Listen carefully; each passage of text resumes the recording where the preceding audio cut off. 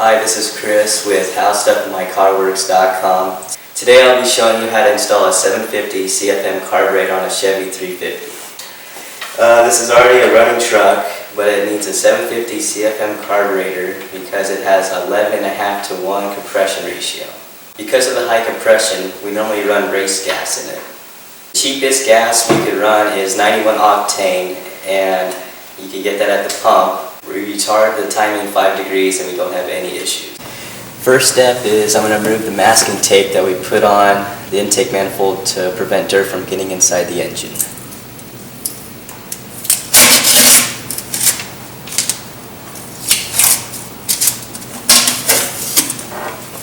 Next, we put an open gasket on the intake manifold and align the holes.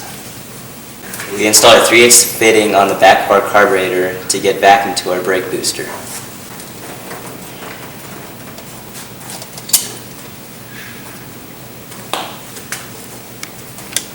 The bolts that we used are 1 1/4 by 5/16 with lock washers. Install the first 3 bolts, these 2 in the right rear, and then the last bolt on our setup has our automatic transmission kickdown and our throttle cable. Once your bracket is installed, tighten all the bolts.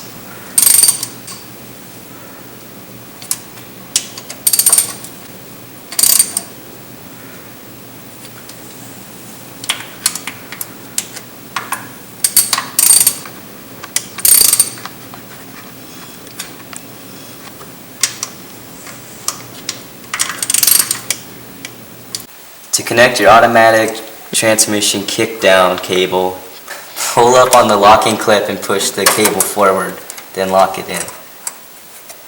When you buy a new carburetor and you have an automatic transmission, it's very unlikely that you'll get a transmission kickdown stud. So you need to purchase one and install on the bottom of your carburetor linkage. Once your kickdown stud is installed, you can install your kickdown cable. We ended up using a longer bolt so we can install our throttle with 2 nuts. The first nut is there to stop the bolt from coming loose. Then you install your throttle and you put the first nut on. You thread the nut, but just enough where the cable will not get bound up. Install the washer and the second nut to lock them in together.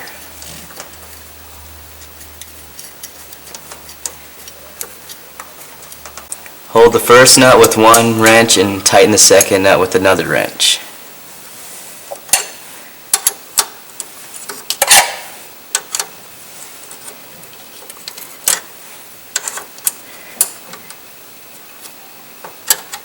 To adjust the kickdown on the carburetor, you open the clip and you push it forward halfway, then open the throttle all the way open, then push the clip back down. And then push the throttle back. There are many places you can hook your throttle return spring. There's brackets here to hook up to your throttle linkage, but we chose to hook up a short spring right here to the back of our kickdown stud to our kickdown bracket to make it look cleaner. And it also doesn't get bound up inside the choke mechanism. Make sure you plug in the hose to your brake vacuum booster on the back of your carburetor. When you're installing this carburetor on a stock 350 engine, you have to cut the metal fuel line and install a rubber 3/8 hose. You can install the 3/8 hose on the back of the Edelbrock Carburetor inlet. We also chose to use a clear filter so we could see the fuel.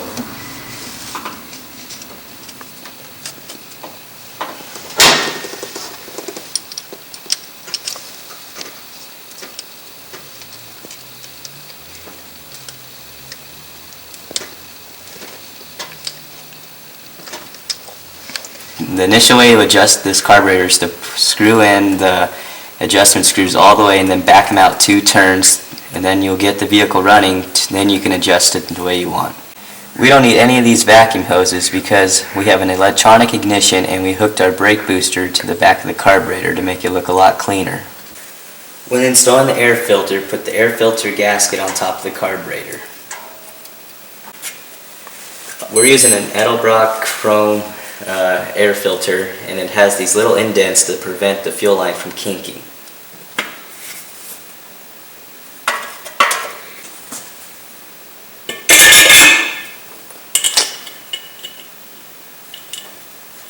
We're going to start with the air breather off so we can watch the engine run and watch the linkage operate.